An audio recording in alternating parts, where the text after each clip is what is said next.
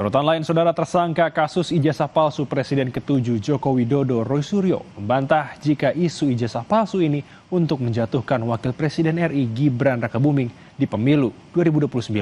Roy tegaskan bahwa kasus ini murni ilmu pengetahuan. Menurut Roy Suryo, dirinya bersama Dr. Tifa dan Rismon Sianipar tidak sama sekali menyertakan unsur politik dalam kasus ijazah palsu ini. Roy sebut Joko Widodo sendirilah yang diduga menuduh kasus ini ada orang besar atau satu partai di balik pelaporannya. Dirinya juga tegaskan bahwa kasus ini murni penelitian ilmu pengetahuan. Itu insya Allah kami itu sains murni, ilmu pengetahuan murni. Berarti bukan untuk sama sekali nggak ada. Joko Widodo sendiri yang menarik ke urusan politik. Bertiga pure ilmiah, pure sains. Saya mundur baik-baik dari Partai Demokrat 6 tahun yang lalu, dan hubungan saya masih tetap baik. Tapi hubungan baik itu sama sekali tidak ada hubungannya dengan kasus ini.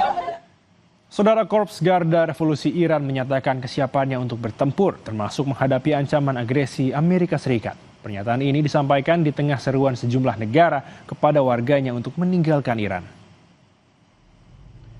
Panglima Garda Revolusi Iran, Muhammad Pakpur, dikutip dari APTN, memperingatkan negara itu siap memberikan balasan telak terhadap setiap serangan Amerika Serikat dan Israel yang ditujukan terhadap negara tersebut. Garda Revolusi menyatakan kekuatan udara mereka dalam posisi siap tempur. Iran menegaskan persediaan rudal mereka telah ditingkatkan sejak perang dengan Israel Juni tahun lalu.